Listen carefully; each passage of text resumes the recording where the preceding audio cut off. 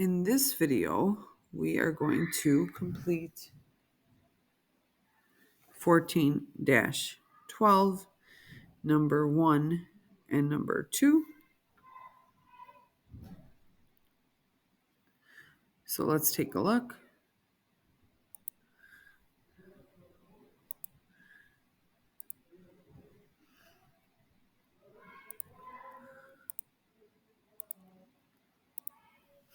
So 14-12, number 1, looks like this. We are trying to construct this triangle using side, side, side. So the side lengths are fixed. They've already been given to us. So we begin by setting the compass at the desired length, and we'll start with AB. See how far that is. We draw a point. We measure out A to B. And so we use that in order to find out how far A is from B. Then so it says from A, draw an arc near the third vertex of the triangle. So now we're going to measure out AC. And we're going to measure out BC as well.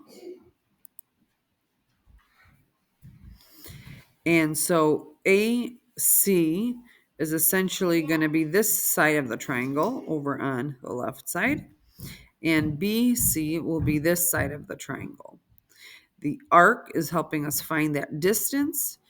But since we don't know the angle it's going to be at, that's why we need to see the point of intersection.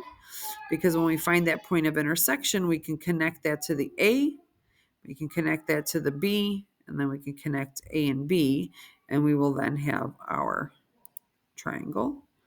So we'll use our ruler to connect as it shows us here. And that's our triangle with 3 given sides, and we constructed it, and the idea that we used is SSS. Now, problem number 2 tells us to construct an equilateral triangle and use it to construct a 30, 60, 90 triangle. So we're going to, in this applet, just show the construction for the equilateral. We said we start with a circle. We did that previously. We measure out that radius, and we partition the circle.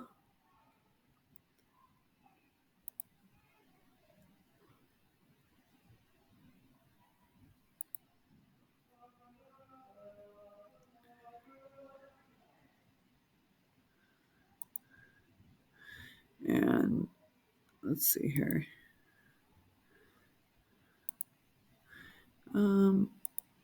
Let's go back and try this again. It's partitioning it in 6 parts. And then if you recall, we connect every other, but let's watch it again.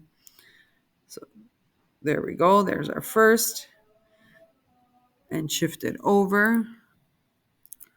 There's our second and our third, fourth and fifth, and then sixth back to the beginning. So every other is going to get connected because we said it's going to be intersecting a 120 degree arc, and it's an inscribed angle, therefore it'll be half as big. So that would be our equilateral triangle. So we'll take that, and then from there what we're going to do is just construct the perpendicular bisector. So we'll take that equilateral triangle that you just constructed as such, and then so we won't go back through the construction here. I'll just use that.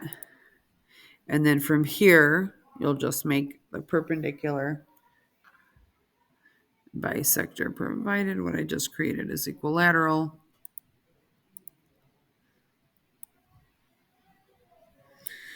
So we'll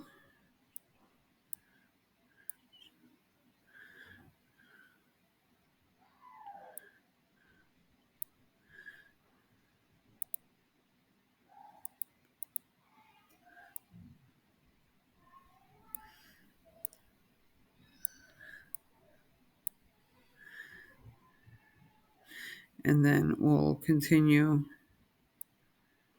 down below as well.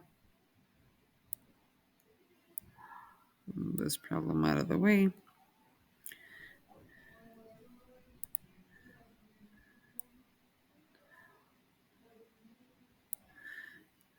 So it'll be equidistant from the endpoints, right?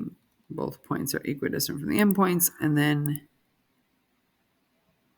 we can connect those.